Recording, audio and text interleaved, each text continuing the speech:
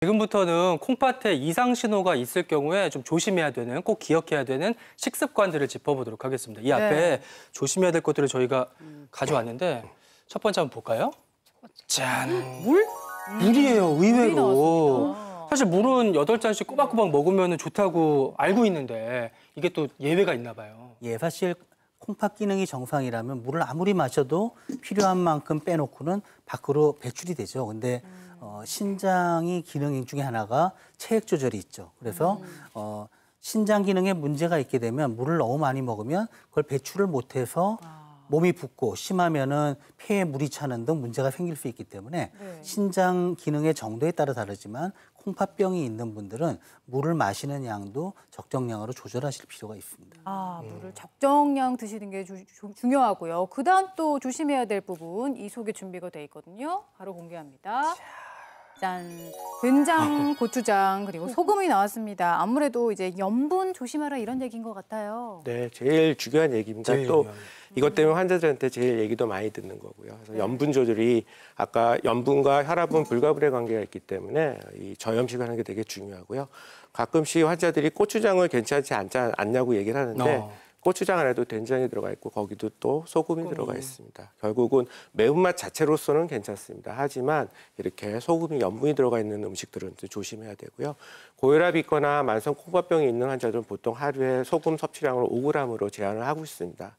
저희는 가끔씩 이제 저염식 밥을 먹어보는데 사실 처음부터 5g 이하로 줄여서 먹으면은 저희도 잘 못 먹거든요. 그래서 우리나라 일반적인 분들이 뭐 한 10년, 15년 전에는 하루에 소금 섭취량이 한 12g 정도 됐고요. 지금은 많이 줄어서 9.8g인데 아직도 저희가 권장 섭취량보다 거의 2배 정도 먹고 있는 그런 상태입니다. 그렇기 때문에 저염식에 조금 생각을 하시면서 하셔야 되고 뭐 하기 위해서는 매운맛 자체는 괜찮지만 뭐 고추장이나 이런 것들도 염분이 좀 많이 들어가 있는 이런 음식들, 인스턴트 식품, 국물 이런 것들은 좀 피하시는 게 좋습니다. 네, 국찌개는 젓가락으로 건더기 위주로만 드셔야겠고요. 그 다음에는 또 뭘 조심해야 되나? 짠! 보시면 이거 고기인데. 예. 고기를 꼭 조심해야 될 필요는 일단 없습니다. 근데 제가 드리고 싶은 말씀은 만성 콩팥병 환자가 과도한 고기를 드시는 거는 조금 피하시라고 말씀을 드립니다. 뭐 일반인에서는 노폐물이 고기를 드시면 노폐물이 많이 나오잖아요. 뭐 다 신장이 건강하면 해결할 수 있을 텐데 이제 콩팥 기능이 떨어진 사람들은 너무 많이 노폐물이 생성이 되면 아무래도 무리하게 되는 부분도 있을 것이고 특히 단백뇨가 있는 만성 콩팥병 환자들은 단백질을 섭취를 하면 또 소변으로 빠져나가요. 섭취를 해도. 근데 문제는 이 빠져나갈 때 이 신장 조직을 또 손상시키는 작용이 있습니다. 그래서 답은 단백뇨가 있는 만성 콩팥병 환자들은 과도한 양은 섭취를 피하시라. 하지만 또 너무 단백질 섭취를 적게 하면 오히려 이제 몸에 큰 해를 끼치게 되기 때문에 단백질 섭취량은 결국 이제 단백뇨의 정도, 남아있는 콩팥의 기능 이런 거를 다 감안해서 정해야 되기 때문에 담당 선생님이나 영양사 선생님하고 상의해서 양을 결정하시면 될 것 같습니다. 네, 고기를 드시지 마라가 아니고 과한 단백질 섭취에 주의하시라는 점 알려주셨고요. 그다음 만성 콩팥병 환자가 또 주의할 식품도 굉장히 의외입니다. 이 속에 들어있는데요. 짠. 채소가 들어있는데 이거 저는 몸에 좋다고 막 챙겨 먹는 것들인데. 예, 맞습니다. 사실 무엇이든 물어보세요 해서 권고하는 음식들 아닙니까? 그렇죠. 예, 근데 사실 식이섬유도 풍부하고 비타민, 미네랄도 풍부하고 또 혈압이 있는 분들은 저 안에 칼륨이 풍부하기 때문에 나트륨을 배출시켜서 혈압을 낮추는 데도 도움이 되는 식품이죠. 근데 문제는 이 신장질환, 콩팥병이 있는 경우에는 이 칼륨의 체외 배출에 장애가 생길 수가 있어요. 근데 이 칼륨의 혈중 농도가 지나치게 높아지게 되면 심장 박동에 영향을 미쳐서 부정맥이나 또는 심장 마비를 유발할 수 있기 때문에 이 부분도 신장 질환이 있는 분은 칼륨이 많은 음식을 너무 많이 먹지 않도록 조절하는 게 중요합니다. 그럼 교수님, 만성 콩팥병 환자가 주의해야 될 음식이 있을 것 같은데요. 그렇죠. 사실 당뇨병 환자분들 식사 조절할 때 설명을 하면 너무 복잡하다고 얘기를 하거든요. 근데 사실은 이 만성 콩팥병에 비하면은 당뇨병은 아무것도 아니다 할 정도로 어려움이 있는데요.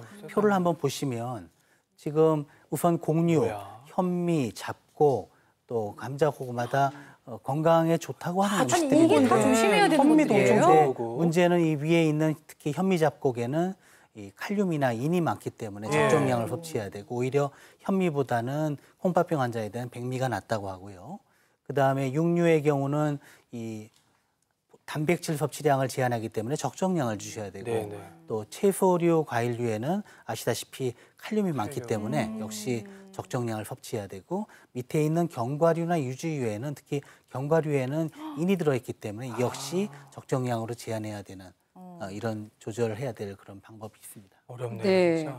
아니 근데 현미 같은 경우에는 무슨 당뇨병에 좋은 음식이고 바나나, 토마토는 고혈압에 좋은 음식인데 내가 만일에 당뇨도 있고 고혈압도 있고 콩팥병도 있다. 아이고야. 이럴 때는 식단 관리를 어떻게 해야 될까요? 너무 뭘 먹어야 힘드시겠다, 될까요? 진짜. 예. 실제로 그런 분들이 꽤 있거든요. 왜냐하면 처음에 당뇨병이나 고혈압이 있다가 나중에 콩팥 질환이 같이 오는 경우가 있는데요. 네. 근데 사실 방금 전 말씀드린 음식들은 적정량으로 섭취하라는 얘기지 피하라는 얘기는 아닙니다. 다만 과하지 않게 드시고 특히 단순당류, 설탕이나 시럽 같은 거라든지 너무 고지방 식품 또 열량 섭취가 과다한 걸 피하게 하면서 앞서 말씀드린 그런 식품들은 꼭 필요한 적정량을 드시는 그런 방법이 중요하고요.